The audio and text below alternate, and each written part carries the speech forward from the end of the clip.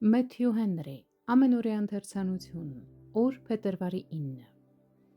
Ուրեմն, թե ուտեք, թե խմեք, թե ինչ գործել որ անեք, ամեն բան Աստծո փառքի համար արեք։ Առաջին Կորինթացիս 10:31 խոսք։ Ամենալավն այն է, երբ մեր պարտականությունը մեզ համար դառնում է բնական։ Բնական, այսինքն անկեղծ, ոչ թե պարզապես ձևական, հոժար սրտով և ազնիվ հայացքներով։ Մենք հակված ենք մեր հեղինակությունը, հարմարավետությունն ու անվտանգությունը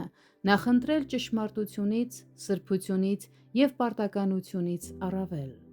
Բայց Տիմոթեոսը այդպիսին չէր։ Պողոսը հոժարություն էր ցանկանում ոչ թե հաճույք փնտրելու, այլ բարիք գործելու նպատակով։ Իսկ Եփափրոդիտոսը պատրաստ էր գնալ Փիլիպպեցիների մոտ, որպեսզի մխիթարվեր նրանց հետ, ովքեր վշտացել էին նրա համար, երբ նա հիվանդ էր, և թվում է, թե նրա հիվանդությունն իսկապես Աստծո գործի պատճառով էր առաջացել։ Առաքյալը հորդորում է նրանց այդ պատճառով առավել պատվական համարել նման եղբայրներին։ Կրկնակի հաճելի է, երբ մեր ողորմությունները Աստծոց վերականգնվում են այն բանից հետո,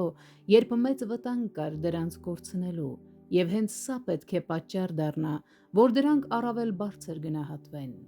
Այն, ինչ տրվում է աղոթքի պատասխանով, պետք է ընդունվի մեծ երախտագիտությամբ և ուրախությամբ։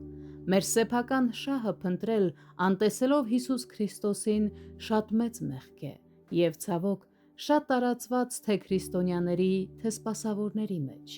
Շատերը իրենց սեփական պատիվը, հարմարավետությունն ու ապահովությունը ճշմարտությունից, սրբությունից և պարտականությունից վեր են դասում, իրենց հաճույքի և հեղինակության բաները Քրիստոսի արքայության, նրա պատվի և նրա գործի շահերի փոխարեն այս աշխարհում։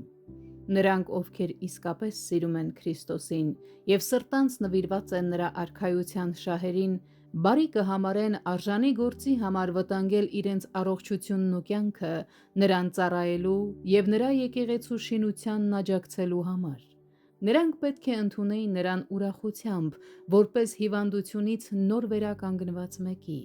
Շատ սրտամոտ ու թանկ բան է, երբ մեր ողորմությունները մեզ վերադարձվում են այն բանից հետո, երբ կար դրանց կորստյան վտանգը, և դա պետք է պատճառ դառնա, որ դրանք առավել գնահատվեն և առավել լիարժեք գործածվեն։ Այն, ինչ մեզ տրվում է աղոթքի պատասխանով, պետք է ընդունվի մեծ երախտագիտությամբ և ուրախությամբ։